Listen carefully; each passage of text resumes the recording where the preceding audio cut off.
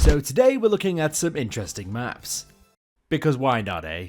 Okay, we're starting out strong today. This is European bread production, a percentage of total European production by country. Absolutely shocked that the UK is actually as high as it is. Don't you need a lot of land to do this sort of thing? Interesting that Ireland is only 1.52%. I would have thought it would have been more, but I guess those guys have got a lot of potatoes going on too. Then you've got countries like France, that's just over 10%, Germany with a whopping 29%, although the data is only for certain European countries. Presumably others, like those northern Scandinavian countries, probably don't make a lot of bread in their days. This is if Canada was divided into 4 equally populated regions, which is actually quite shocking to see.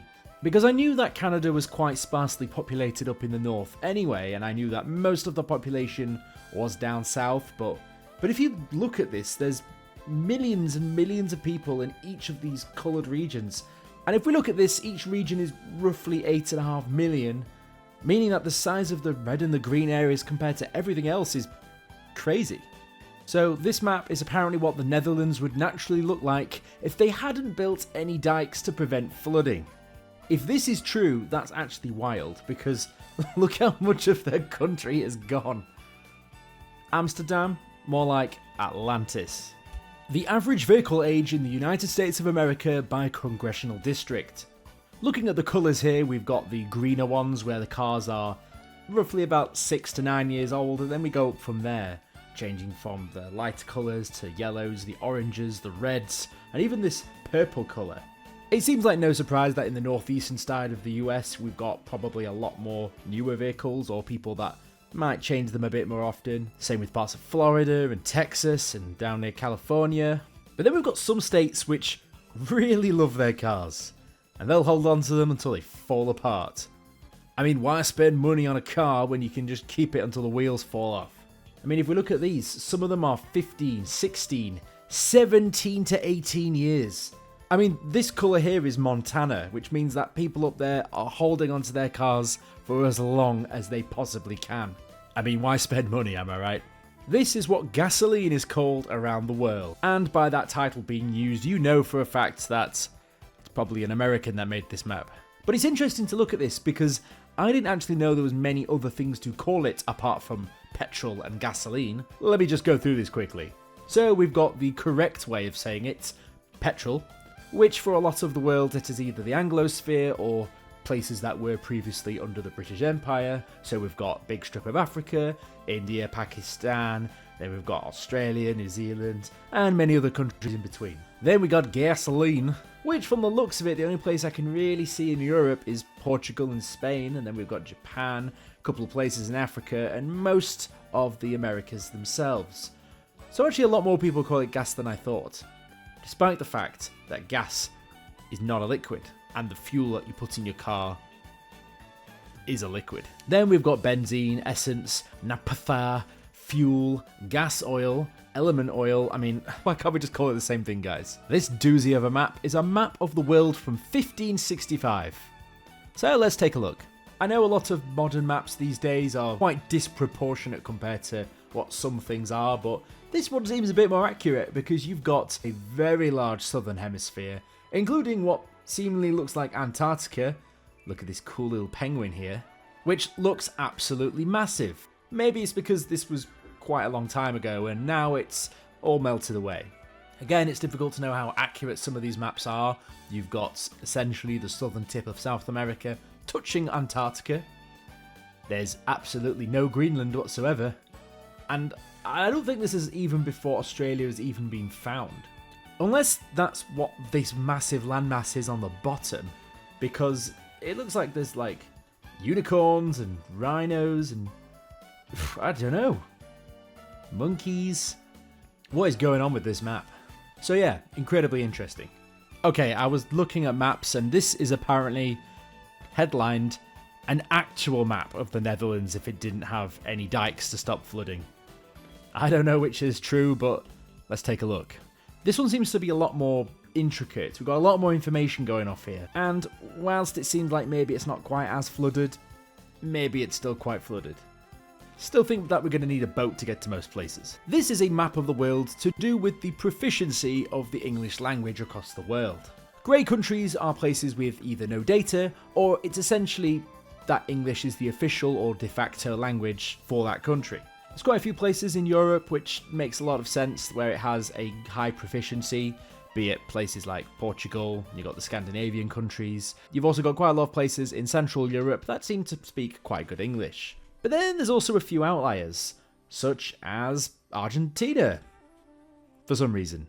I don't quite know why that's the case, but there we are.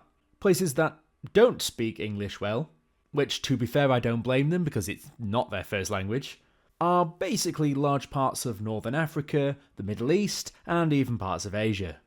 So that actually makes a lot of sense. This map is countries that jailed their leaders after the year 1900, which is insane. Look how many countries there is here. Instead of listing countries that are marked on this map, then maybe we should be thinking about the ones that aren't, because it's the minority. I mean, if you look at a lot of the countries that aren't marked on here, I'll let you decide for yourself and see what you think. This is a map with countries that have a higher GDP than Manhattan. Wow. I mean, the countries in blue are the ones you'd expect. The big players, the countries that have a lot of wealth, which obviously are going to have more than Manhattan. But then you look at countries which are not. I mean, you've got pretty much the whole of Africa. You've got a lot of South America. I would really love if there was a number so we knew how much each one was, but I mean, damn. That's a lot of countries. Alright, we're now getting into the good stuff. This is the current status of the law in the US by state on the right to carry a gun. Now, as you'll notice, many of these countries are green. And that is the right to open carry of both handguns and long guns with no permit needed, which is the vast majority of the country. With those that basically have the open carry banned essentially just being 3 or 4, which is New York, Connecticut, Illinois, and I think that's Washington DC? Crazy. This is different internet speeds across Europe. As you can see, a lot of the continent doesn't really have great internet speeds, with many of which hovering around the 50 megabits per second or lower. You guys just need to upgrade your internet packages. But then you've got a few outliers, such as Spain, which surprisingly has a lot faster internet than I thought it would. Down here we have the lowest internet speeds, being Turkey, Albania and Croatia, which I don't think is too surprising. But then again, Albania and Croatia have normally fantastic weather to go and sit on the beach anyway, so who sat inside on their computer? And then we have the highest, being Iceland, Liechtenstein and, of all places, Jersey? What? Well, this is interesting. Jersey has some of the fastest internet speeds in the world, with average speeds around 273.51 megabits per second as of 2024.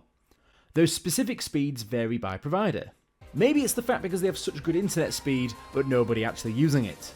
So, if you want to download a lot of movies, then that's the place to go. This is a map of the world of all the coats of arms, which for many of them you can't really see, but they look cool nonetheless, so I'm just going to quickly pan across so you can have a look at these. Whoa, so cool, so epic, whoa. Epic stuff. This is a survey of if people in Europe would fight for their own country, and this is a percentage of people that said yes. And again, this seems to make a lot of sense. I mean, you've got a lot of countries that are bordering Russia who are probably very likely to say yes, such as Finland, you've got Ukraine, and even some down there for Albania and Greece. Whilst many of the others, particularly the ones in red, are the countries that are not keen on fighting for their own country. This is seemingly a map of the local drive time to your local Nando's restaurant. So if you wanted a cheeky Nando's, how far do you have to drive? And again, as expected, in the south, you're not really that far away from a Nando's. But if you're in the far reaches of Wales or Scotland, then good luck getting that Uber to your house. And with that, we'll leave it there. So if you enjoyed the video, be sure to like and subscribe, and I'll see you in the next one. Fantastic.